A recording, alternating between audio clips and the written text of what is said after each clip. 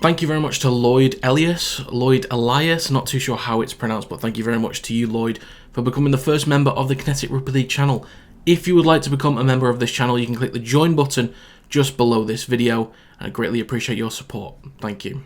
Ladies and gentlemen, we are here. We have made it to round 27 of the regular season. The final round of the Super League season is upon us. I will leave a recap of last week up on the screen for you now. We got 6 out of 6. Beautiful. We love that. Lovely stuff. That's 117 out of 157, which is 74.52%. Beautiful. Chef's kiss. But we need another 6 out of 6. I believe that would take us up to 75% plus. 5 out of 6, not quite enough. I think it's like 74.83%, something like that. But I'll crack on with the first game of this week. And hopefully, we can finish strong with another 6 out of 6. Let's get started. Kicking off, round 27, we've got the Wigan Warriors taking on the Salford Red Devils, starting with league position. Wigan are first, Salford are fourth. For recent form, Wigan have won 5, Salford have won 3 in their last 5 Super League games. For power rankings, Wigan are first, Salford are 5th. So right now, Wigan pretty much back to full strength. They are playing what appears to be, if it's not at their full potential, very, very, very close to their full potential. Individuals are linking up perfectly, especially down that left-hand side. Bevan French, back to full fitness, same with Jay Field, just dropping in bits of magic here and there and everywhere, wherever they need to. But for Salford at the moment, there seems to be a good feel around this team. They're putting up some good points, defensively they're looking a lot more solid. My only concern is, are they strong enough to compete with Wigan right now? I mentioned in my Power Rankings video that they want to set a tone in this game. I think they can in moments. It's important for them just to keep up. I think as a good sign for the fans, they don't necessarily need to win this game. It'd be nice for them if they did, but they don't need to win this game. They just need to keep battling and show that they can stay in the fight. They don't let Wigan get a ridiculous overflow of points. They can actually open them up. They can find some holes and weaknesses in that Wigan Warriors team. But there is a good feel around Salford right now, so I think they can. I think they will have a say in certain moments. I just think right now Wigan is so close to their potential, if they're not already at it, and they're just doing things well. They're doing things right, and it seems very difficult to kind of knock them out of rhythm at the moment. So I think Wigan should be completely fine in this game, but Salford will have a say here and there. So I'm going to go with Wigan Warriors 28, Salford Red Devils 16. Next up, we have the Huddersfield Giants taking on the Castleford Tigers, starting with league position. Huddersfield are 9th, Castleford are 10th. For recent form, the Giants have won 2, Castleford have won 1 in their last 5 Super League games. For power rankings, we've got Huddersfield in 10th, but Castleford in 9th, so reverse to the Super League table. Right now, Huddersfield will be extremely low on confidence, especially given the result last week. Yes, they had a lot of inexperienced young players in there, but as a team, they'll be low on confidence generally. There's not much creativity in that team. There's not really much striking attack, but I do think in some moments they can feed off the back of mistakes. So if they are put into good field position, they can find ways to open teams up. I think they've got some creative players like Clune, Lollahea in moments with a short kicking game that can create opportunities, but it doesn't feel like they're putting themselves in the good field position. They're sort of being gifted that field position, but when they are, they can sort of feed off the back of it. So for Castleford then, if they just have a clean performance, they're not dropping the ball constantly, not giving away penalties, very disciplined, they can keep Huddersfield away. Because I think defensively, Castleford can have their moments.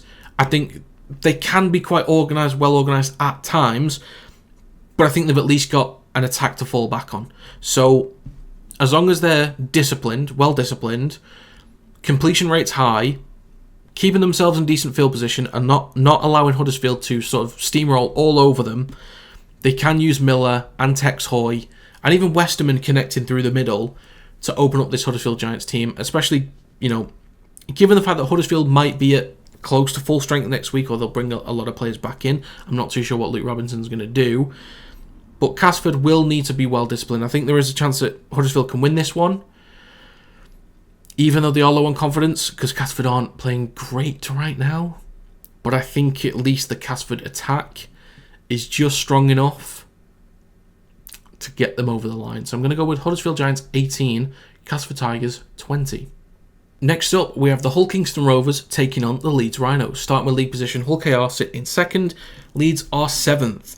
For recent form, KR have won 4 in their last 5 Super League games, Leeds have won 3 in their last 5 Super League games. For power rankings, Hull KR are 2nd, Leeds are 7th, same as in the league table.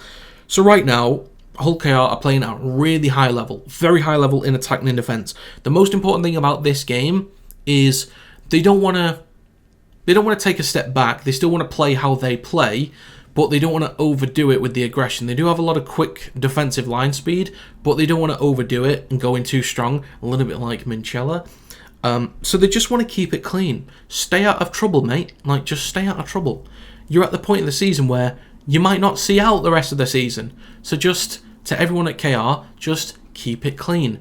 Be quick off the mark, but keep it clean, alright? Nothing crazy. Leeds, however, they will be desperate for a win, and they'll be desperate to turn around the performance from last week. They've had, it's so unfortunate the kind of run they've had. Seemed pretty easy against Hull FC, and then to have to go against Wigan and KR to finish out the season to make playoffs is horrible for them. But it looked like they had no plan last week. Could they have a plan this week? We'll see. Is Lockie Miller available? I'm not too sure. We'll have to see. I think they'll need their full cast available to have any kind of say in what happens in this game. I don't think KR is going to rest anybody. I think they'll just play all their usuals unless there are suspensions or some nagging injuries. I don't think they'll risk them. But I think KR should be completely fine in this game. I think Leeds they'll have some moments, because I think maybe Reece Martin will come up with some stuff, maybe Harry Newman.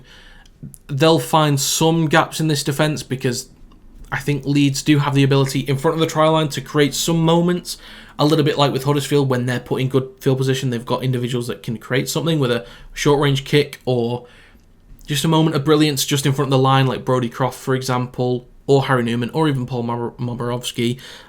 They can put up some points, but I think they'll be dominated for the majority of this game. Wigan already showed how it's done. Hull KR, close enough to Wigan in my opinion to basically follow suit in this one. So I'm going to go with Hull Kingston Rovers 32, Leeds Rhinos 10. Next up, we have the Leigh Leopards taking on St Helens. Starting with league position, Leigh are in 6th, Saints are in 5th. For recent form, Leigh have won 4, Saints have won 2 in their last 5 Super League games. For power rankings, I've got the Leigh Leopards in 4th, St Helens in 6th right now. Leigh, they do need to keep up their usual speed in attack. That's the most important thing for me. Defensively, it can be a bit up and down, but in terms of attack, I think that's their staple of their game right now. Their attacking performances. They need to keep that up this week. The game against KR would have been a good lesson for them to learn what could they change about their attack. Is there something a little bit different that they could work on? Just getting as much information out of that game as possible going into such a big game like this and going into playoffs with some tough matches coming up. Hopefully a great lesson for them. For St Helens, I think for me, again, it also all depends on player availability. I think if they're at full strength, they can really compete in this game because in terms of attack, they can look really, really good. Defensively, they do have some issues, and Leigh can open up teams, even though they put up 0 points last week. But against a great defensive team like KR, that's fine. Can they keep up with Leigh's attack? That's the only question mark for me, is I think Leigh defensively, I think they will have their moments. Saints in attack, they will have their moments. It will, Saints will find ways to put up points this week, provided they've got a lot of their usual cast available. But I think Leigh will want to start a lot stronger, will want to put some points on the board early, and I think that's what they're really going to focus on. Is conceding 24 points to Hull KR is not the end of the world. They've put up more points against other people, but that 0 is going to be a real issue for them. So the way that they start is important for me. Can Saints keep up with that attacking aggression? I don't know. That's my only concern about them at the moment. So I think, again, Saints with a full cast should be fine in terms of attack. But for this game, I think Leigh's just a little bit too strong. Plus, they need a win in this game. Saints don't need it as badly. They do need it for confidence, but Leigh absolutely need a win in this game. So I'm going to go with Leigh Leopards 26, St Helens 20. Next up, we have the Warrington Wolves taking on London Broncos. Starting with league position, Warrington sit in 3rd, London are in 11th. For recent form, Warrington have won 4 in their last 5 Super League games, London have won 1 in their last 5 Super League games. For power rankings, I've got Warrington in 3rd, London in 11th, same as Super League standings. Warrington are also a team that needs to keep it really clean this week. Nothing stupid. No one jumping out the line with a swinging arm or shoulder directly to the skull. That would be very, very nice. I think they do need to look to be dominant, so they need to make sure they slow down the ruck. They're dominant through the middle, not allowing easy meters or easy line breaks. Strong goal line defence and opening up London left, right and centre. They need to keep up that dominance, but it's got to be disciplined. It has got to be disciplined at this point in the season. The positive for London is that they can just go all-out attack because they're in 11th now. They've come off the bottom of the table. They want to hold that. This is all-out attack. And very prideful, very hard-working in defence is what I'm expecting from London. And individually, this is the last time that this group of lads are going to be able to show what they're capable of. And this is essentially an audition for a lot of players to get some Super League contracts for next season before they go down. Now, there's 3 players that come to mind. I think there's Rourke, is linked mostly with Wakefield. I'm not sure whether that's done or not. Leyland is linked with Warrington. Again, not sure if that's done or not. And who's the other one? There is another one. Kershaw, the winger, is linked with Wigan at the moment. Not sure if that's done or not. But there's a few that already have impressed. And this is the last chance for all of these lads to get a Super League contract. I would like to think that London would also bring a decent following, given that this could be their last Super League game for the foreseeable future, or at least for a good few years anyway. So I'm hoping for a good turnout from the away team, good individual efforts.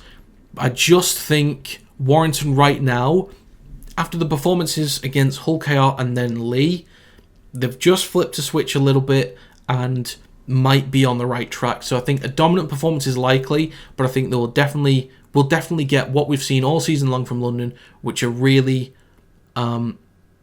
strong, gritty, prideful performances from the individuals. So I'm going to go with Warrington Wolves 40, London Broncos 10.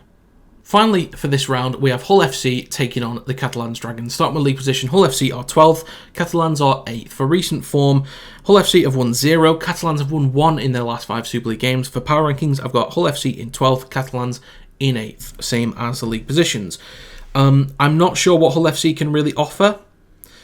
Maybe there'll be just an all-out effort just to get off the bottom of the table. I think they'll probably think Warrington will put up a decent number of points against London, and they'll just have to make the gap closer to Catalans, which on paper I think is most likely. Catalans right now, they just don't make your own mistakes. That's it. I think as long as they're disciplined, based on how poor Hull FC are, they'll just be in good field position. They've got enough individuals that can break open this Hull FC defence. Just complete high. Don't make mistakes. Don't get players sent off or sin-binned. And I think they'll win just based on just playing clean rugby. That's it. They don't need to do anything special against this whole team. Just be clean, get in good field position, and that's it. I think the rest is history. My only issue is Catalans, they're just not really doing that. They're not very exciting in attack. They have some moments in defence. I think if Hull FC come out with just a bit of pace, a bit of intent, based on how shocking Catalans have been over the last couple of weeks and months, I think Hull FC can make it kind of close. I don't think Hull FC is going to be strong enough to get a win here because Catalans will be desperate for a win. They do need Saints to beat Leigh, and they have to win this game to get into playoffs. So we will see a lot of, I think a lot of aggression, a lot of hard work in this game from both teams for different reasons. But as long as Catalans are clean, well disciplined, not making errors constantly, I think just over the course of 80 minutes they'll be strong enough. But based on the fact that they have been dodgy, the game will be somewhat close because both teams will be going for it. So I'm going to go with Hull FC 14, Catalans Dragons 22. So that is going to be it for this video. Once again, if you would like to become a member of the Kinetic Rugby League channel and join people like Lloyd who support me in what I do, you can click the join button just below this video and become a member today. But thank you very much for watching this video, and I will see you next time.